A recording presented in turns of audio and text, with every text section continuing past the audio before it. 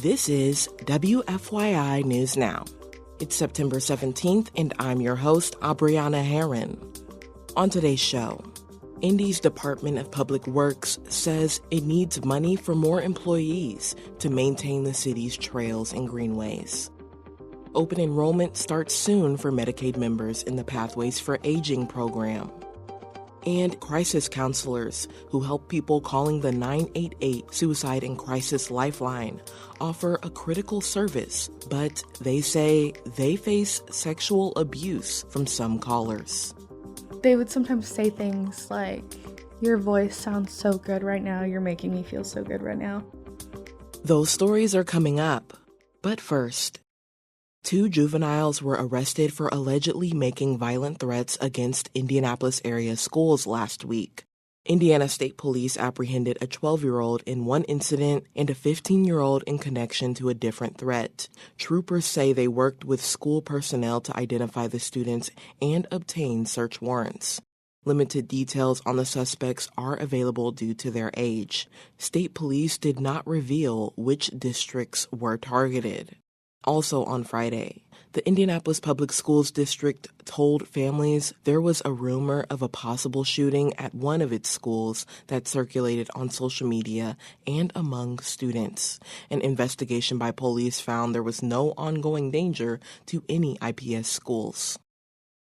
The continued expansion of parks in Indianapolis leaves more trails and greenways in need of maintenance. As WFYI Samantha Horton reports, the Indianapolis Department of Public Works is asking the city for more money to add more employees to its workforce. Bright neon vests adorn the crew members as they work along the trail at Grassy Creek Regional Park last week. The team is cutting back brush, removing debris, and picking up litter. This is just a small portion of the more than 100 miles of trails and greenways the crew, consisting of 6 full-time workers, manages. DPW Director Brandon Hergett says the department requested money in next year's budget proposal to add 2 additional full-time crew members. He says having a dedicated crew is needed. Today, you see the fruit of that labor with the cutbacks allowing better visibility and, frankly, better safety on the trail network. The City County Council's final vote on a 2025 Indianapolis budget is scheduled for October 7th. I'm Samantha Horton. The Trails crew is represented by the American Federation of State, County, and Municipal Employees Union, and it's under negotiations with the city. Medicaid members in the Pathways for Aging program will have the opportunity to change plans during the first open enrollment period since the new program launched in July. Indiana Public Broadcasting's Abigail Ruman reports open enrollment starts October 15th. Pathways for Aging is Indiana's new long-term care program for Medicaid members 60 years or older. One of the goals of the program is to make it easier for dual-enrolled members to align their Medicaid coverage with their Medicare coverage. Holly Cunningham Pickett is with the Family and Social Services Administration's Office of Medicaid Policy and Planning. She says to help with that alignment, members can use the open enrollment period to make changes to their Medicaid plan. A letter will be sent to the member informing them that they can make this change. And they would just need to call the enrollment broker to let them know that they want to make this change. Cunningham Pickett says members should start receiving those letters in the next couple of weeks. The open enrollment period starts on October 15th and ends on December 7th. For Indiana Public Broadcasting, I'm Abigail Ruman. And for our final story today, the 988 Suicide and Crisis Lifeline has received around 10 million calls and texts from people in a mental health emergency in its second year. Crisis counselors help people who may be on the cusp of taking their own life, but some counselors say they face verbal and sexual abuse from a small fraction of callers. For Side Effects Public Media, Melissa Ellen reports some say there are not enough policies in place to protect crisis counselors. And a note to listeners, this story includes references to suicide and sexual misconduct. What you're about to hear is a voicemail extension that Path Crisis Center in Bloomington, Illinois uses for abusive contacts who call 988. At the 988 Suicide and Crisis Lifeline, our primary mission is to provide compassionate support and assistance to individuals facing challenging situations. We're informing you that your recent calls have been deemed inappropriate and potentially harassing. CEO Adam Carter says the voicemail's goal is to prevent crisis counselors from having to take verbal attacks or sexually inappropriate conduct while on the line. And so if that person is calling in back to back to back, we can then say, phone number 1234567 is on this list for the next 24 hours. Carter says it's only a small step in solving a larger issue. Abusive contacts like these make up a tiny fraction of calls 988 receives. Millions of calls are often with people in desperate need of help, but the impact of these abusive calls can be detrimental. It's pushed some to quit the job.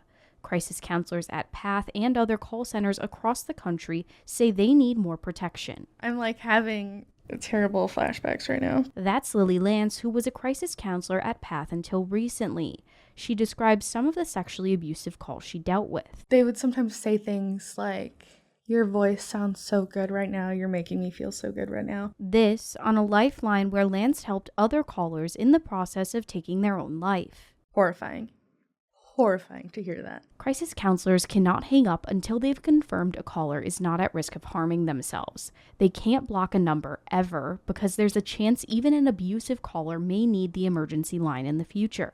Lance's response and the advice PATH gave her was to tell people their behavior was not appropriate and threaten to disconnect. But Lance says sexually abusive callers would trap the counselor.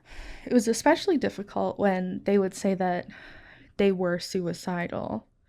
Whether that was true or not, I can't really say, but they were masturbating on the phone. Lance works at one of the more than 200 crisis centers that receive 988 calls across the country. They're all managed by the nonprofit Vibrant Emotional Health. Vibrant has its own guidance on addressing abusive callers. It leaves implementation up to individual crisis centers. Shai Lewis, a VP at Vibrant, says that's intentional. They have different makeups of different populations, different cultures, different expectations, different resources that are available. All of those things make them unique. There's, 200 different ways of doing things. That's why PATH has its voicemail policy. But patchwork implementation across centers leaves other counselors feeling unsupported. In Colorado, 6 ex-counselors are suing the state's former 988 crisis center in federal court. They say they were never told to hang up if calls got abusive.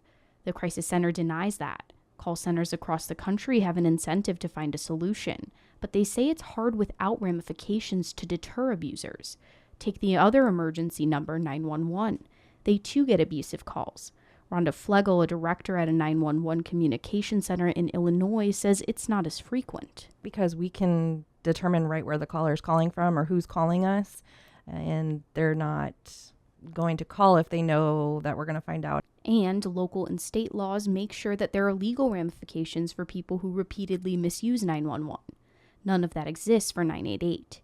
Still, former crisis counselor Lily Lance says the abusive contacts never outshine the importance of the work 988 does. But we're losing good people because of the emotional toll. Lance says it's about sustainability of the crisis lifeline. For Side Effects Public Media, I'm Melissa Ellen. Side Effects Public Media is a health reporting collaboration of NPR member stations across the Midwest. It's based here at WFYI. That's all for today's episode of WFYI News Now. Our podcast is produced by Drew Daudelin with support from the news team at WFYI and public media journalists across the state. Our news director is Sarah Neal-Estes. Kendall Antron produced our music, and I'm your host, Abriana Herron. If you like today's episode, remember to subscribe and share, and follow WFYI on Instagram, Facebook, and YouTube to check in on our newsroom throughout the day. Thank you for listening. We'll be back tomorrow.